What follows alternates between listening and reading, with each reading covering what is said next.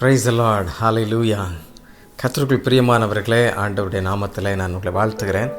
நம்முடைய ஊழியத்தினுடைய எல்லா எல்கைகளிலேயும் ஒரு மிகப்பெரிய வேலை பழுக்கள் நடந்து கொண்டே இருக்கிறது. அப்படி என்றால் வேலை வெகு வேகமாக நடைபெறுகிறது. இந்த வேலையை செய்வதற்கு ஏராளமான ஊழியர்கள் பணியாற்றுகின்றார்கள். அது மாத்திரமல்ல, உங்களை போன்ற ஏராளமான மனிதர்கள் பொருள் உதவினால், ஜெபத்தினால் இந்த ஊழியத்தை தாங்கி ஆதரிக்கின்றார்கள். அது நிமித்தமாக திரளான ஆத்தும அறுவடைகளை நாம் பெற்றுக்கொள்ள முடிகிறது. ஆண்டவருக்கு நாம் நன்றி செலுத்துவோம், ஆண்டவரை ஸ்தோத்தரிப்போம்.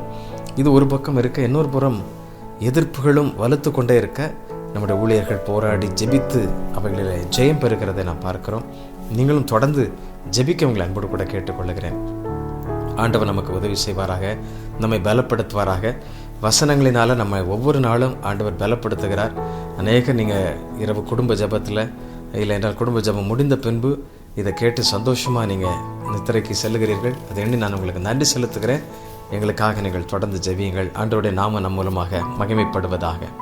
ஒரு அருமையான ஒரு இளைஞன் என்ன செய்தான், தன்னிடத்திலிருந்த ஒரு வெள்ளி கட்டியை அவன் எடுத்துக்கொண்டு கொல்லனிடத்தில் சென்றானான். நன்றாக தெரியும், அந்த கொல்லனிடத்தில் ஒரு அழகிய ஒரு பொருளை உருவாக்குவதற்காக அவனிடத்தில் கொடுக்கிறான். அந்த படத்தையும் கொடுத்து, இதே மாதிரி எனக்கு இந்த வெள்ளி கட்டியை நீங்கள் அழகிய படமாக மாற்றி தர வேண்டும் என்று சொல்லி கேட்கிறான். ஆகவே அந்த இளைஞன் அதை கொடுத்த உடனே அந்த கொல்லன் என்ன சொல்லுகிறான், எனக்கு 2-3 நாட்கள் ஆகும், ஆகவே நீங்கள் சென்று வாருங்கள் என்று சொல்லுகிறான்.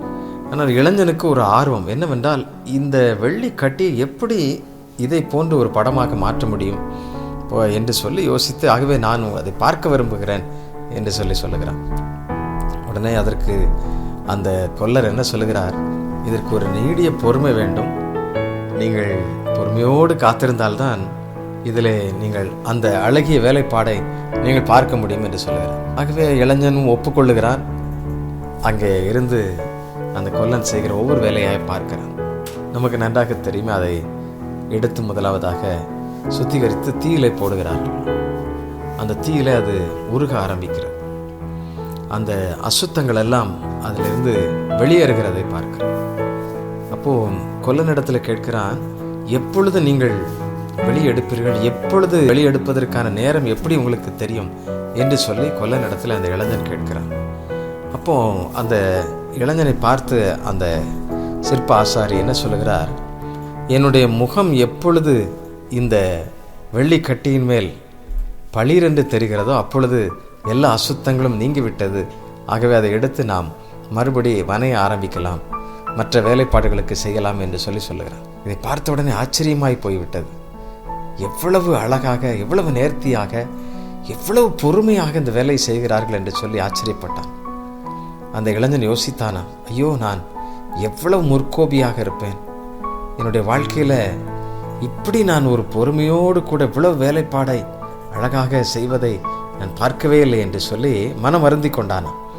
அந்த தச்சர், அந்த கொல்லன் என்ன செய்கிறான், மறுபடியும் பேசினானா, அது மாத்திரமில்லை தம்பி, இன்னும் நாம் என்ன செய்ய வேண்டியது இருக்குன்னா, அதற்காக நீண்ட நேரம் காத்திருக்க வேண்டியது இருக்கிறது.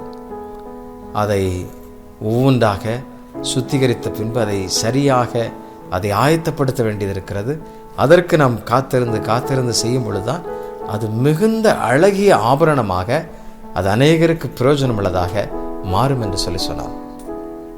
அப்படி சொல்லி கொண்டிருக்கும் பொழுது அந்த இளைஞன் அவனை பார்த்து கேட்டாராம், ஐயா, உங்களுக்கு எப்படி இந்த நீண்ட பொறுமை உண்டானது என்று சொல்லி கேட்டான்.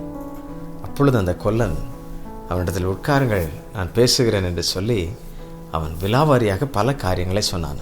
அப்போஸ்தலனாகிய பேதுரு எழுதின 1 நிருபம் 1 இப்படி ஒரு வசனம் சொல்லப்பட்டிருக்கிறது, அழிந்து போகிற பொன் அக்கினினாலே சோதிக்கப்படும், அதை பார்க்கிலும் அதிக விலையேறப்பெற்றதாக இருக்கிற உங்கள் விசுவாசம் சோதிக்கப்பட்டு இயேசு கிறிஸ்து வெளிப்படும் போது உங்களுக்கு புகழ்ச்சியும் கனமும் மகிமையும் உண்டாக காணப்படும்.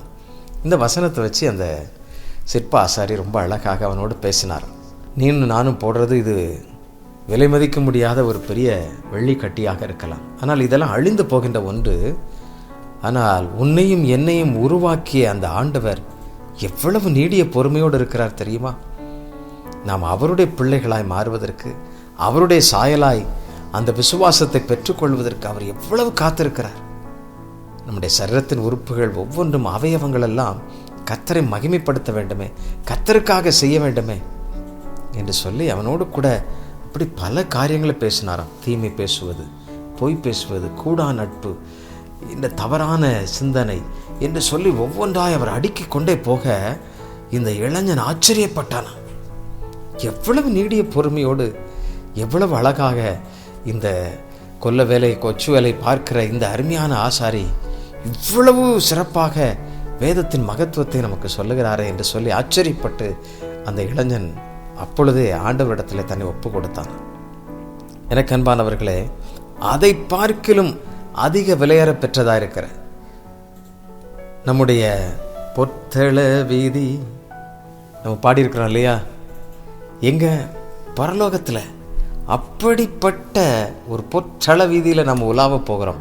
அங்கே அதற்கு மதிப்பு கிடையாது, இங்கே மிகப்பெரிய மதிப்பு. அப்படி என்றால் அதை காட்டிலும் அதிக மதிப்பு எதற்கென்றால் உங்களுக்குள்ளாக இருக்கிற ஆத்மா. ஆண்டவர் தம்முடைய நாசியின் சுவாசத்தினால் கொடுத்த அந்த ஜீவன் அது அதிக நேரத்தில் சோதிக்கப்படும்.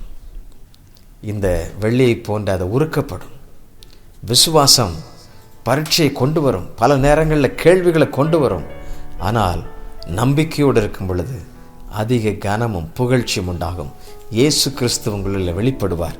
வசனம் அப்படிதான் அழகாக சொல்லியிருக்கிறது இல்லையா? உங்கள் விசுவாசம் சோதிக்கப்பட்டு இயேசு கிறிஸ்து வெளிப்படும் பொழுது, அப்படி என்றால் நீங்கள் உருக நொறுக்கப்பட நீங்கள் மன அமைதியாக இருந்து வைராக்கியமாக கிறிஸ்துவின் பேரில் பற்றுறுதி உள்ளவர்களாக இருக்கும் பொழுது இயேசு கிறிஸ்து உங்களிலே வெளிப்பட ஆரம்பித்து விடுவார். அல்லேலூயா! ஆண்டவருக்கு நன்றி செலுத்துங்கள். பாடுகளும் உபத்திரவங்களும் ஒரு நாளும் நமக்கு வீணானதல்ல, அவைகள் பரலோகத்தில் நம்மை ஆமென் அல்லேலூயா கர்த்தருக்கு நேராக கொண்டு சேர்ப்பவைகள். அது மாத்திரமல்ல, இயேசு கிறிஸ்து வெளிப்படும் பொழுது உங்களுக்கு புகழ்ச்சியும் கனமும் மகிமையும் உண்டாக காணப்படும். ஆம் அல்லேலூயா. அப்படி நீங்கள் கர்த்தருடைய சமூகத்தில் எந்த உபத்திரம் வந்தாலும், எந்த பாடுகள் வந்தாலும், நீங்கள் உங்களை அர்ப்பணிக்கும் பொழுது, பொறுமையோடு ஏற்றுக்கொள்ளும் பொழுது, ஆம், கிறிஸ்துவின் மகிமையை நீங்கள் காண்பீர்கள். உங்கள் மூலமாய் கிறிஸ்து மகிமைப்படுவார். அது மாத்திரமல்ல, உங்களுக்கு புகழ்ச்சியும் கனமும் உண்டாகும். விசுவாசிக்கிறீங்களா? ஆமேன். பொற்றள வீதி அது பொற்பரன் வீதி, பளிங்கு கற்களும் அங்கே பளிச்சிடுதே. பாடிக்கொண்டே போகலாம். இப்படி கர்த்தருக்கு மகிமை செலுத்துங்க. ஆகவே இங்கே நீங்கள் சேர்த்து வைப்பவைகள் விலையேறப்பெற்ற பொக்கிஷமாகிய கிறிஸ்துவின் வார்த்தைகள், கிறிஸ்துவோடு கூட வாழ்வது. அப்படி நம்மை அர்ப்பணிப்போம். கண்களை மூடி நாம் ஜெபிக்கலாம். அன்பு நிறைந்த ஆண்டவரே, இந்த அருமையான வேளைக்காக நாங்கள் துதிக்கிறோம், ஸ்தோத்திரிக்கிறோம். ஆண்டவரே, விசுவாசத்தின் துவக்குகிறவர், விசுவாசத்தை ஆண்டவரை பரிபூர்ணமாய் முற்றுப்பெறச் செய்கிறவர். நீர் எங்களோடு கூட இருக்கிறீரப்பா. உமக்கு ஸ்தோத்திரம். எங்களை அழகாய் நீர் எவ்வளவு பொறுமையாய் எங்களை படைத்து, எங்களை உருவாக்கி, எங்களை வனைந்து உம்முடைய பிள்ளைகளாக எங்களை நீர் வைத்திருப்பதற்காக ஸ்தோத்திரம். எங்களை பலப்படுத்தும். இன்னும் நீங்கள் ஆசீர்வதிங்கப்பா. ஆண்டவரே, உடைய பிள்ளைகள் உருக்கப்பட்டு, உடைக்கப்பட்டு, நொறுக்கப்பட்டு வேதனையோடு இருக்கும் பொழுது கர்த்தாவே, அந்த விசுவாசத்தை காத்து கொள்ள உதவி செய்யும். ஆண்டவரே, அமைதியாய் உடைய சமூகத்தில் காத்திருந்து அவைகளில் வெற்றி பெறுவதற்கு நீடிய பொறுமை தாரும், பலனை தாரும். கர்த்தரை நடத்துவீராகப்பா. ஏற்ற காலத்தில் உடைய பிள்ளைகளுக்கு அந்த கனம் உண்டாகட்டும், அந்த புகழ்ச்சி உண்டாகட்டும், அந்த மேன்மையும் மகிமை உண்டாகட்டும். தாவே, நீர் அப்படி உடைய பிள்ளைகள் மூலமாக மகிமைப்படுவீராக. ஆண்டவரே, எங்கள் மூலமாக நீர் மகிமைப்படுவீராக. எங்களுக்கு வேண்டிய அப்படிப்பட்ட கிருபைகளை தாரும் ஆண்டவரே.